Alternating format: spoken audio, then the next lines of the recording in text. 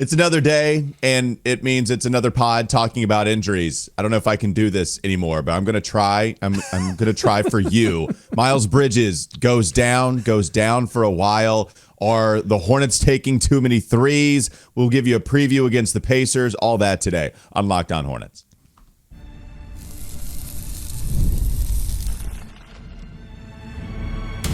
You are Locked On Hornets, your daily Charlotte Hornets podcast. Part of the Locked On Podcast Network, your team every day. In a minute, cuz we live.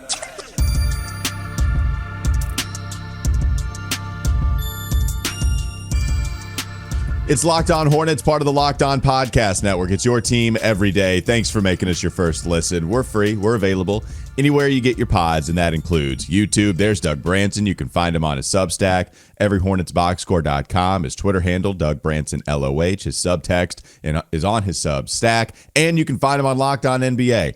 I think that's it. I think that's enough. I'm Walker Mail. Listen to me. Now. That's right. WFNZ every weekday from 12 to 3 p.m. Sports Radio 92.7. WFNZ. Your favorite podcast now has a new newsletter introducing the Locked On Hornets Daily Newsletter. One stop for ultimate team and league coverage delivered right to your inbox. Sign up for free now at LockedOnDaily.com. That's LockedOnDaily.com and start your day with the all-new free Locked On Hornets newsletter. This episode is also brought to you by Prize Picks. Download the app today. Use code LOCKEDONNBA to win $50 instantly when you play your first $5 lineup. Prize Picks, run your game. So we have some more bad news for the people here, Doug. Courtesy of Hornets PR, tweeting this out, writing an article on Hornets.com at about 6:54 p.m. The Hornets announced MRI results on forward Miles Bridges, and they revealed a bone bruise in his right knee. The injury occurred after Bridges hyperextended his right knee late in the fourth quarter of the team's win against Detroit. Bridges is listed as out versus Indiana on November 8th. And he'll be reevaluated in 2 weeks. The reevaluation word is my new injury buzzword. Reevaluated in 2 weeks. That timeline seems to be a popular timeline with these players because now it seems like they just have their stamp. 2 weeks reevaluation. Boom. And then they just will keep doing the stamp, the paper thing. This is what we get. No Mark Williams. No Nick Richards for a while. No Miles Bridges.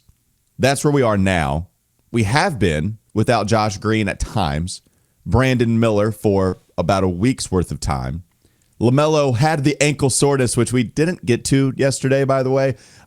He did play. So just, Doug, I don't have any more answers. I don't know what to do with the injury thing here because this has been going on for like a painful, but also a comically pain-inducing amount of time, I guess. And here we are again with Miles Bridges' injury. Yeah, but I think, you still get to watch LaMelo Ball. The right ankle soreness obviously wasn't a huge deal. You still get to watch Brandon Miller. They still have the sort of core two pieces in place. But yeah, I mean, this is bad for the Charlotte Hornets, obviously. I mean, Miles Bridges, high usage player, one of the third highest on the team, behind only LaMelo Ball, Trey Mann. Wasn't shooting the basketball well before that game against Detroit. His 27 points led the team. His scoring was critical to them getting a win against Detroit. So they play a better opponent tonight in the Pacers, and they'll play. There aren't many worse opponents than Detroit right now. So even though they're playing a little bit better, but yeah, I mean this is the deal. They've got to fight through this, and I don't really have any answers either. I mean, I don't think it's training staff. I don't think it's anything the players are doing other than I think the NBA has to ask themselves if these players are coming into these seasons ready enough. And I don't know that this is necessarily like a soft tissue injury, this bone bruise, but there have been an uptick in the past couple of years in soft tissue injuries. So are players coming in ready enough? I think is a question that the league has to ask. So Jeff Peterson decided after he reevaluated the training staff, it didn't take 2 weeks. It took a little longer than that, I imagine. But once he reevaluated the training staff, he completely cleaned house. And the Hornets released on August 12th that finally they announced their new health and performance staff. And they've been with the team now for a few months. Jeff said at Media Day that they've been tremendous. They've been really good at understanding. They have a really good understanding of the game. The majority of them played at some level, which I think is important. The thing is, I've been excited about the most is that you haven't it's taking the time to get to know each individual and their body and what they like, what they respond to, tailoring each program to the specific player. And they've been really good this offseason, and he's excited about them. So, okay, we have a new training staff. We got new injuries with some of these players. None of them I would characterize as devastating season-long injuries. They would not characterize it as that. So I guess that's good news. But even still, Doug, Nikias Duncan of the Dunker Spot pod reached out and said, hey, what do you think are the key questions going into this Hornets season? That was right before the season started, obviously. And one of the questions I had was, can NBA teams have control over injuries? And if so, to what extent? Because this training staff got let go in large part because there were so many injuries over the last 2 years. Now here we are again. You don't have your starting center, and it's a new injury. It wasn't that back issue that had plagued him for so long last season. New injury for Mark. New problem for Nick Richards. Same thing with Miles. So can NBA teams really have power over keeping injuries away from these players, or is it just really like mostly luck? I'm sure there are bad people at their job on NBA training staffs. I'm sure those people exist. I do not have the qualifications to accurately assess that, but I'm sure they exist. To what extent they exist, I don't know. And also, I just don't know how many NBA teams really have power over this, or if it's just really mostly luck here, Doug. And if it's luck, then it's been some bad luck over here for a long time.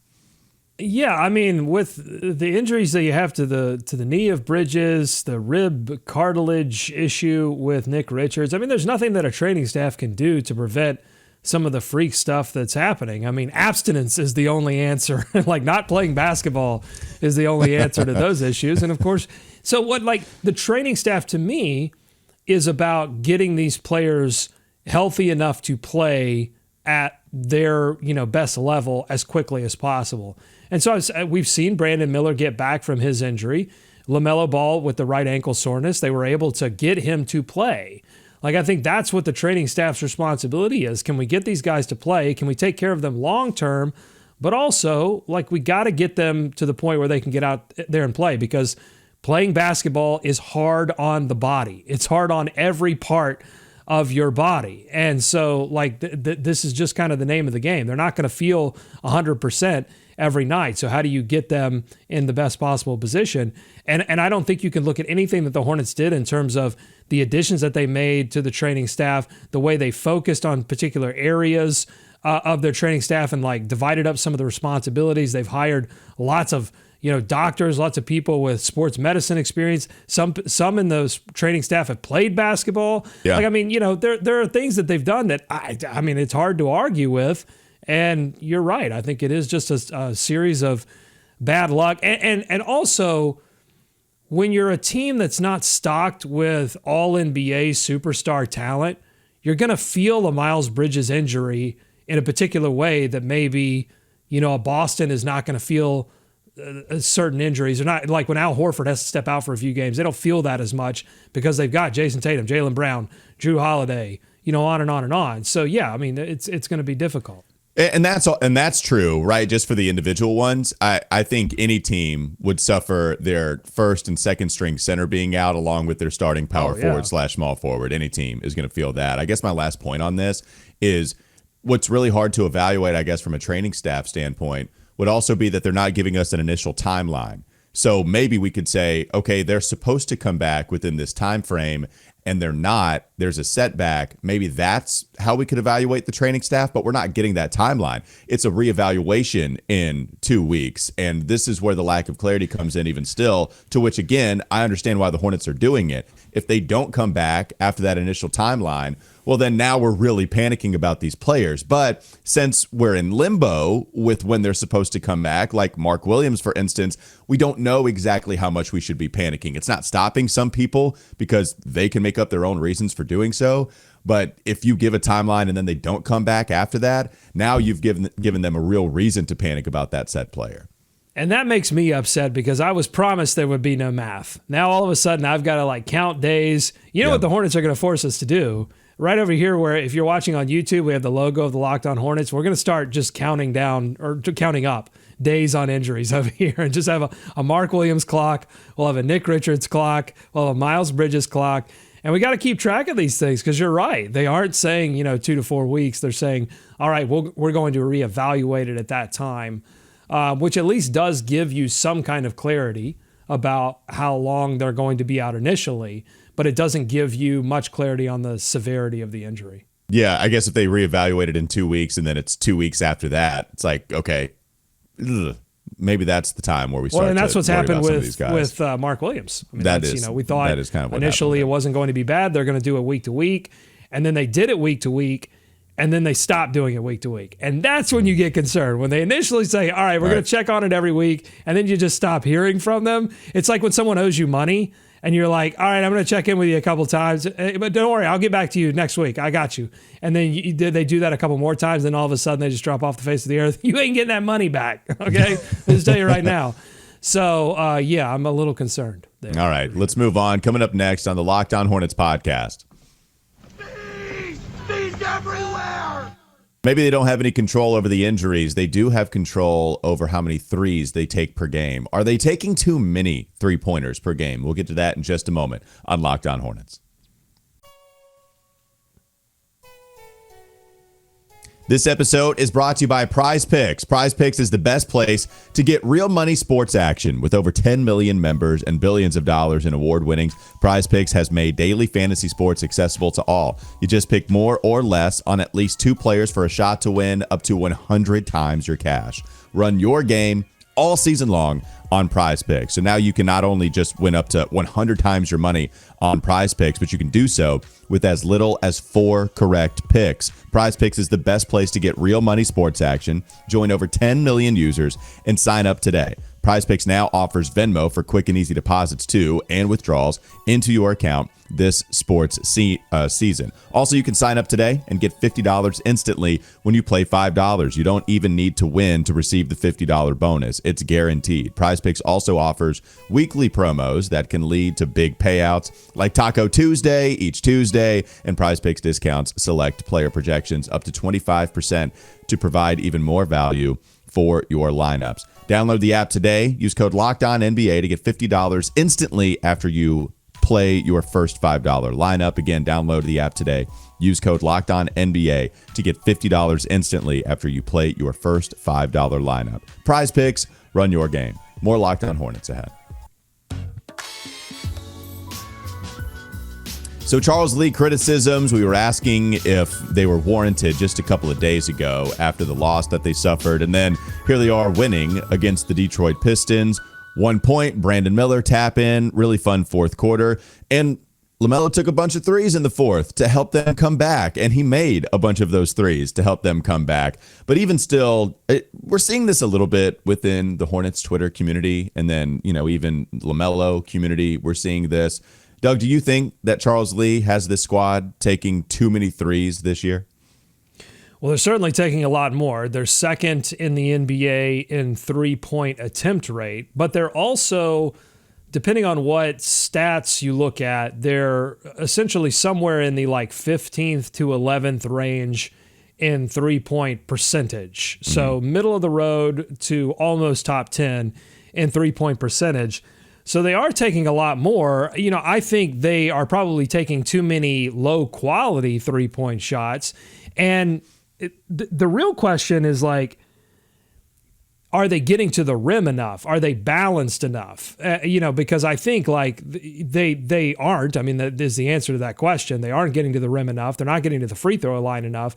Because if you're taking a lot of threes and you're making a lot of threes, we've just been told over and over that means you're going to have a better offense. And the fact is, the Hornets offense is not good. It is, 20th to 24th in the league. Again, depending on what kind of stat you're using, cleaning the glass, just the advanced stats on NBA.com. But it's not good offense. And so I think the answer is probably a few too many threes. But the real issues with the offense are the fact that they're not getting to the rim enough and they're not taking enough It's not that they're like taking a bunch of mid-range shots. It's that they're not getting to the line enough. Well, they're not getting to the rim a lot, but what's worse than that is they're not making a lot of shots there. That's the bad part. Even when they do get there, which they're below average, they're not the worst in the league, but they're below average. But when they get to actually hitting the shots at the cup, that's where they start to get to like worse in the league territory. They're within the bottom 5 when it comes to just hitting those shots. And that is frustrating. So if you are a team that's taken a ton of threes, was what the Hornets they're doing right now. They are making quite a bit. We do have this sample size that's still relatively small. They were making a ton until the last couple of games. This is when we started to see a trend downward. And it goes back to something we talked about in that Houston Rockets game. I think we saw a microcosm of the season within that Rockets game where it was a roller coaster. Same thing with Toronto. When your offense is predicated on so many three-pointers, you're going to have such big variance. You're going to get these offensive explosions, and then maybe even from quarter to quarter, but certainly game to game, certainly week to week, you're going to get this roller coaster type season all the way through. You would like to have some consistency. That's where driving to the cup comes in. But if you're not going to make shots and you're not going to get to the rim at all, and you're going to have to solely rely on those three-pointers, that's when you have a wild offensive season, and that's what we're seeing right now. It's all about how in the world do you become more effective once you get to the basket. Mark Williams lobs, Mark Williams two-man. That's it. Mark Williams two-man game. Even like some Nick Richards lobs. I guess I didn't check the rim numbers when Nick was in there, but I have to imagine they helped because he is a strong finisher. We like the exciting dunks from him. So the center position, we're kind of short. LaMelo and Brandon have never been great at finishing once they get inside the paint. That's just how it's been for them. So I'm not surprised to see it, especially with your 2 tallest players out. So against Houston, the rim frequency was 26.9%. That's 21st percentile. Against Atlanta, it went up to about average. And then it was average for like 3 out of those next 4 games, and then went into the tank against Boston and Minnesota. And those were double-digit losses. And then against Detroit, it went way up, 39.6%, which is probably where it should be. But the challenge is what you just said. They don't have a traditional center that either A, you can throw the ball to in the paint and say, hey, can you get me a bucket close to the rim? Or could be a lob threat. You know, you are depending on now these smaller ball centers or Taj Gibson, who is, again, not someone that you can throw down into the paint. Now, are they crashing the glass more? You know, that's going to result in some more paint points. They were at the very beginning of the season. That's tailed off a little bit. The challenge is you're asking all of these guards and forwards to just drive relentlessly, and that's just going to be difficult over the course of a 48-minute game, and could result in more injuries, honestly, if you just overdo it. But I think what's more important is if they are going to shoot all of these three-point shots, they've got to get into the paint first. I mean, that's, you know, when you look at them alongside Boston in those 2 games, that was the big difference, right? Boston was, their offense is just deadly efficient at getting into the paint quickly and kicking out, or setting things up very early in the offense to get really good quality three-point shots, because it's just screen. The ball moves quickly, the screens move quickly, the decisions are made lightning fast. That's not what's happening with the Hornets, because look, this is a team that hasn't had a lot of their starters healthy for a long time. There's not a lot of rhythm. I imagine they spent what limited time they had in the preseason training camp working on defense. And so I think the offense is going to take a little longer time to come together. You got to get some centers back. What I'm trying to say here is, like, to ask the question, are they shooting too many threes? I think the obvious answer is yes, because they're making threes and the offense still stinks. But I think this is like a layered problem that has to do with injuries, that has to do with, you know, the offense being a little out of rhythm. Yeah, it's a lot of things going on right now. And you know, people have been talking about Brandon Miller taking too many threes too. And you look at his shot distribution, and they're right. Like, he's taking, and Charles Lee previewed this. They were going to ask him to take a lot of threes, and he has done that, and it's come at the expense of his mid-range game, which was good last season. So I think it's a fair question to continue to ask, how is that affecting him? How is that affecting the offense's ability to just get more points more often? even if it's not coming from the 3-point line. I think a lot of this, too, is the fact that we've had back-to-back poor shooting performances that has hurt the percentages on such a small sample size throughout the year because they were top 5 in accuracy. And so if you're top 5 in accuracy and shooting, the easier answer there is no, they're not shooting too many threes. Can we get more? If you're going to be top 5 in the league at shooting, can we get 50 instead of the 45 if that's just going to be the case? But no, you're right. They need to get to the rim, no doubt about it. That is absolutely true. If can we get those the players to which that is a strong suit for them, because they just don't have a lot of that on the roster right now, and that's Miles. So hopefully Miles increases that kind of shot volume, closer to the basket. But they have good shooters. LaMelo, he's going to take 10. Brandon Miller, great shooter. Take 10. Grant Williams, stretch it out. Josh Green, get ready for the catch and shoot opportunities. It's kind of what I want those guys to do. Trey Mann, he's a guy that can mix it up, and I think he has. Trey Mann absolutely has been mixing it up. So where's the player I point to where I'd like a little bit different shot diet? Yes, LaMelo, but also, damn, I get that fourth quarter against Detroit, and it helps them come back. It's tough. It's a lot to figure out right now, and it's never been his strong suit, Doug. So, how do we get that to improve? And is it ever going to improve? That's a real question. The free throw rate is so down as well, to your point. Yeah, 2 final things. We haven't even seen Brandon Miller get fully into a rhythm yet because he was injured so early. So, I'm not ready to make strong judgments about his particular shot diet or the shot diet of the Hornets until we see him at full strength. Also, I would say, too, this may have been, I think the plan was always to take more threes. Second in the league in 3-point attempt rate. I'm not sure that was the plan until they lost Mark Williams, and then they lost Nick Richards. And so if you're looking at that and you're saying, all right, we're already going to have to go a little smaller at center, which means that we're going to give up some stuff in defense and we're going to give up some stuff in rebounding. We got to make that up somewhere. We got to keep pace with a team that can score. The way you do that is you got to hoist up a lot of threes. Mm-hmm. So there may have been, this may be an outlier that is a result of them not having centers. All this stuff is connected, and we'll see. If this team ever gets back to full strength, I'm not sure that they're going to maintain second in the league in 3-point attempt rate. And I'm not sure that LaMelo is going to take as many threes. I think he's going to look for others. I think Brandon is going to figure it out. I think all this stuff eventually levels out. All right, coming up next on the Locked On Hornets podcast. Bees everywhere! The Hornets play another team that likes to shoot, the Indiana Pacers. What do we expect in this matchup tonight? That's still to come. Locked On Hornets.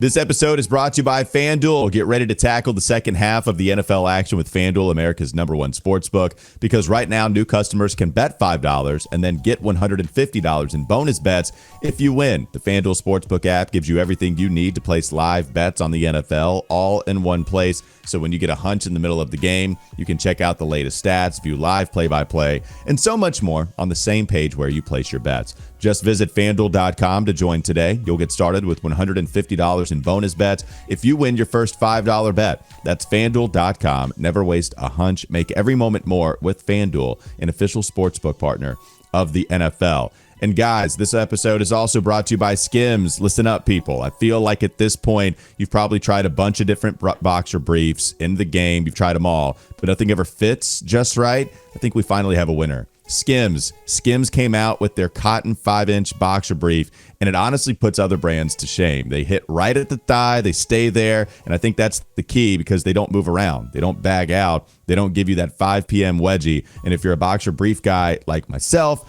then I think Skims is the brand for you. Shop Skims Men's at skims.com. Let them know we sent you. After you place your order, select podcast in their survey and select our show in the drop-down menu that follows. That helps us out, people, so please do that. And if you're looking for the perfect gifts for the whole family, Skims just launched their biggest holiday shop ever, also available at skims.com. More Locked On Hornets ahead.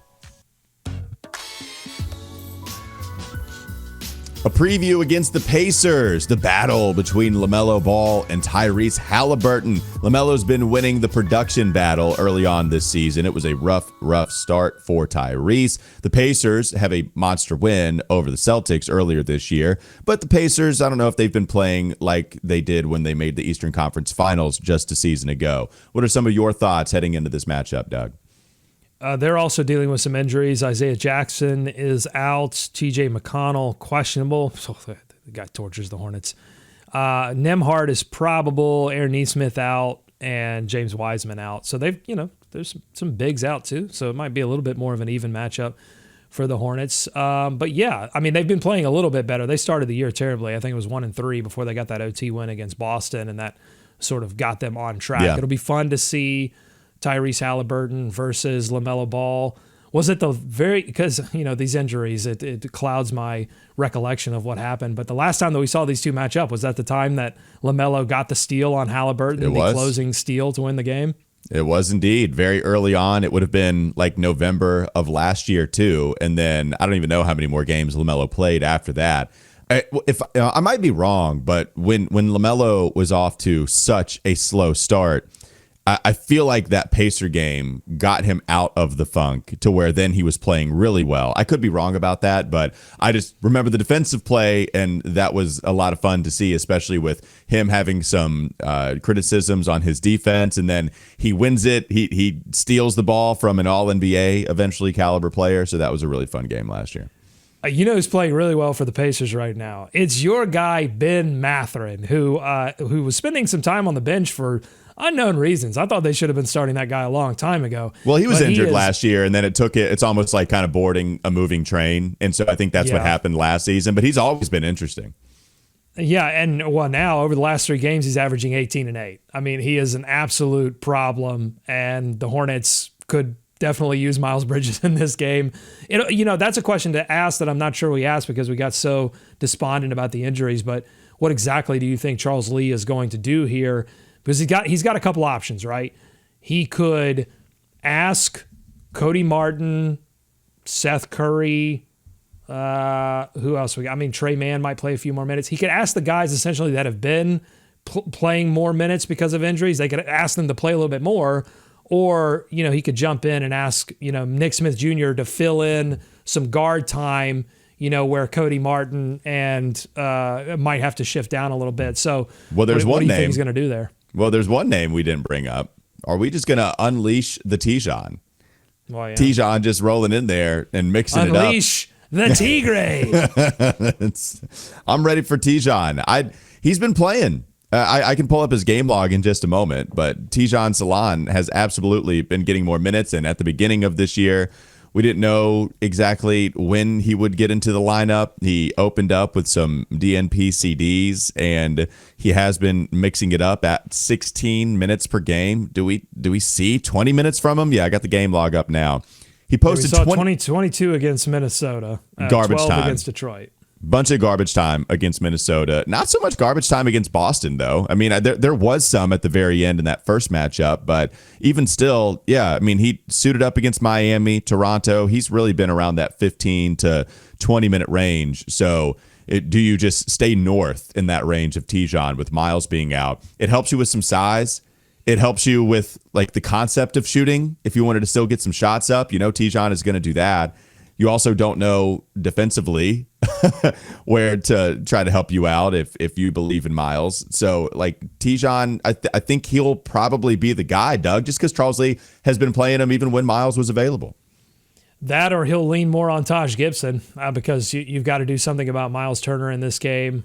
So I don't know what you do about that. This is going to be a tough one for the Charlotte Hornets, but they managed to find a way against Detroit, and they weren't shooting the basketball that well. So that's going to be an absolute must in this game to keep pace with Indiana, and they're going to give you some opportunities to do that.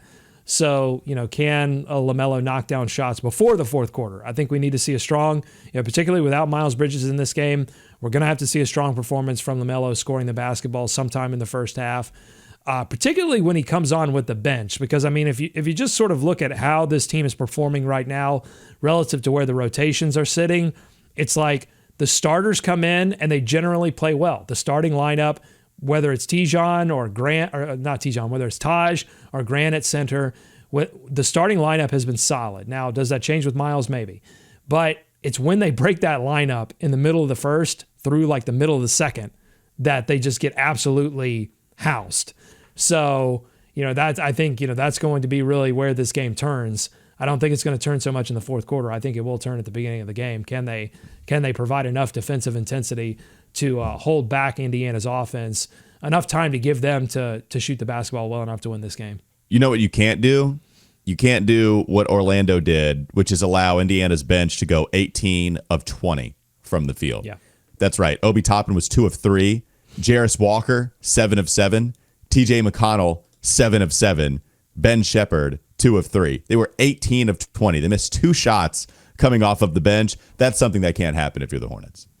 And so hopefully they don't allow that. Look, there are a lot of problems on this team. Haliburton, Turner, Siakam, and the Hornets are going to be challenged like they haven't been challenged since Boston to guard every position. Good news, though, I guess, not for Philadelphia fans, but at least for the Hornets, no Tyrese Maxey or Joel Embiid in that game against Philly, which is a good draw for the Hornets. Hate injuries, don't want it to happen, but the Hornets are not going to have as tough of a matchup as you would have previously expected there. We'll see what they do tonight against Indiana and see if they can gain some momentum going into that matchup against Philly. That'll do it for Locked On Hornets. Thanks for making us your first listen. We're free. We're available anywhere you get your podcast, and that includes YouTube. That's Doug Branson. Find him on his Substack, everyhornetsboxscore.com. Also listen to Locked On NBA, and I'm Walker Mail. Listen to Weston Walker on Sports Radio 92.7 WFNZ. Have a great weekend. We'll be back with you on Monday to recap all of it.